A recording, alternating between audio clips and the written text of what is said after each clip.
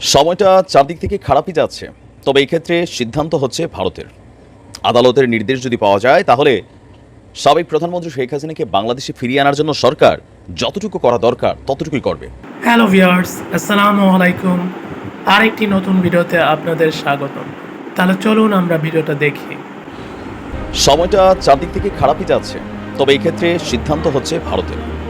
আদালতের নির্দেশ যদি পাওয়া যায় তাহলে সাবেক প্রধানমন্ত্রী শেখ হাসিনাকে বাংলাদেশে ফিরিয়ে আনার জন্য সরকার যতটুকু করা দরকার ততটুকুই করবে। আজকে এই কঠিন বক্তব্য যখন সামনে এসেছে তাও খোদ ডক্টর ইউনূসের মুখ থেকে, তাহলে বুঝতে যাচ্ছে বা আমরা বুঝতে পারছি যে সামনের দিনগুলো অনেকটা সাবেক প্রধানমন্ত্রী বেগম খালেদা জিয়ার চেয়েও খারাপ দিন আসছে শেখ হাসিনার জন্য। দায়িত্ব নেওয়ার পর এই প্রথমবারের মতন শেখ হাসিনার সম্পর্কে শুধুমাত্র দেশীয় গণমাধ্যম না, বিদেশি গণমাধ্যমের কাছে মন্তব্য করেছেন ডক্টর মোহাম্মদ ইউনূস। ভারতীয় সংবাদ মাধ্যম সরাসরি বার্তাটা দিয়েছে।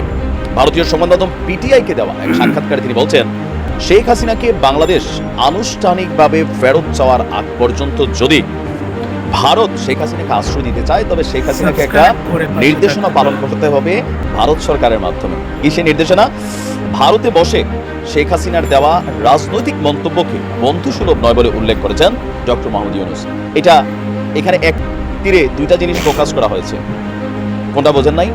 যে ভারত সরকার যদি শেখ হাসিনাকে আশ্রয় দিয়ে রাখতে চায় তাহলে ওনাকে ভারত সরকার নিজস্ব কন্ট্রোলিং পাওয়ারে নিতে হবে, যে তিনি কোনো বক্তব্য দিবেন না যে বক্তব্যের জেরে বাংলাদেশে কোনো ধরনের অ্যাক্টিভিটিস হওয়ার সুযোগ আছে। যেমন এটা হতে পারে, আমরা গেল কয়েকদিন আগে সরকার পতনের পর তিনি ভারতে গিয়ে বাংলাদেশের কয়েকজন আওয়ামী লীগ নেতার সাথে কথা বলেছিলেন, কিছু নির্দেশনা দিচ্ছিলেন, ডক্টর ইউনূস সাহেবকে নিয়েও কিছু কথোপকথন ছিল। তো সকল কিছু মিলিয়ে সম্ভবত ওই ইস্যুটাকে সামনে এনেছেন। আর ডক্টর ইউনূস বলছেন, সাবেক প্রধানমন্ত্রী শেখ হাসিনাকে ভারত রেখে দিতে চাইলে তাকে চুপ থাকতে হবে ততক্ষণ যতক্ষণ না তাকে বাংলাদেশ তাকে ফেরত চায়। ভারতে তার অবস্থান নিয়ে কেউ স্বাচ্ছন্দ্য বোধ করছে না, কারণ আমরা তাকে বিচারের আওতায় আনতে চাই। কারণ মাঝে মাঝে তিনি কথা বলছেন যা এই মুহূর্তে বাংলাদেশে সমস্যা তৈরি করছে। যদি তিনি চুপ থাকতেন সাধারণ মানুষ তাকে বলে যেত, কিন্তু ভারতে বসে তিনি নির্দেশনা দিচ্ছেন যা কারোরই এই মুহূর্তে পছন্দ হচ্ছে না। ইভেন সম্প্রতি দেশের সংখ্যালঘু হিন্দুদের উপর কথিত হামলার ঘটনা এবং এ নিয়ে ভারতের অতি উৎসাহী উদ্বেগ প্রসঙ্গেও ডক্টর ইউনূস বলেছেন, সংখ্যালঘুদের পরিস্থিতি বড় করে উপস্থাপন করার বিষয়টি কেবল একটি অজুহাত। আওয়ামী লীগ ছাড়া অন্যান্য রাজনৈতিক দলগুলো ইসলামপন্থী এবং শেখ হাসিনা ছাড়া বাংলাদেশ আফগানিস্তানে পরিণত হবে, ভারতকে এই ধারণারও পরিবর্তন করতে হবে। বিষয়টা বুঝতে পারছেন যে কিভাবে তিনি এখানে একটা তীর মারছেন একদম ভারত সরকারের বুক বরাবর। অন্তর্বর্তী সরকারের প্রধান উপদেষ্টা তিনি বলছেন যে 13ই আগস্ট শেখ হাসিনা যে বিবৃতি দিয়েছেন সেই বিবৃতিতে বাংলাদেশের সন্ত্রাসী কর্মকাণ্ড, হত্যা, ভাঙচুরের সঙ্গে জড়িতদের তদন্ত, চিহ্নিত এবং শাস্তির আওতায় আনার দাবি জানিয়েছিলেন শেখ হাসিনা। ডক্টর ইউনূস বলছেন যে এটি আমাদের জন্য বা ভারতের জন্য ভালো নয়, এতে দুদেশেরই বন্ধুত্বপূর্ণ সম্পর্কটা নষ্ট হতে যাচ্ছে। ভারতের প্রতি বাংলাদেশের অবস্থান জানানো হয়েছে কিনা জানতে চাইলে ডক্টর ইউনূস বলছেন, এটি মৌখিকভাবে পরিষ্কারভাবে জানানো হয়েছে যে হাসিনাকে চুপ থাকতে হবে। সবাই এটা বুঝতে পারছে, আমরা বেশ দৃঢ়ভাবে বলছি যে তার চুপ থাকা উচিত।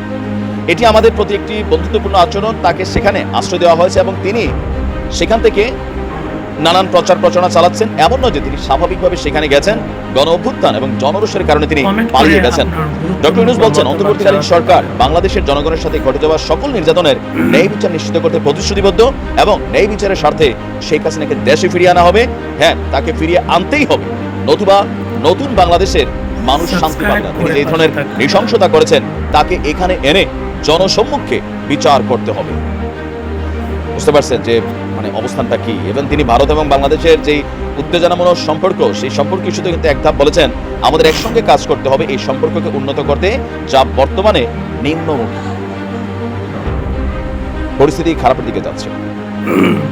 আমি আজকে বলছিলাম যে শেখ হাসিনাকে বাংলাদেশ ফিরিয়ে আনবে, এখন সেটা কতটুকু হয়, ভারত কিভাবে ফাইনালি স্টেবল অবস্থান নেয় সময় বলে দিবে। কারণ ভারত সরকার এই ধাক্কাটা কতটুকু নিবে ডক্টর ইউনূসের কাছ থেকে।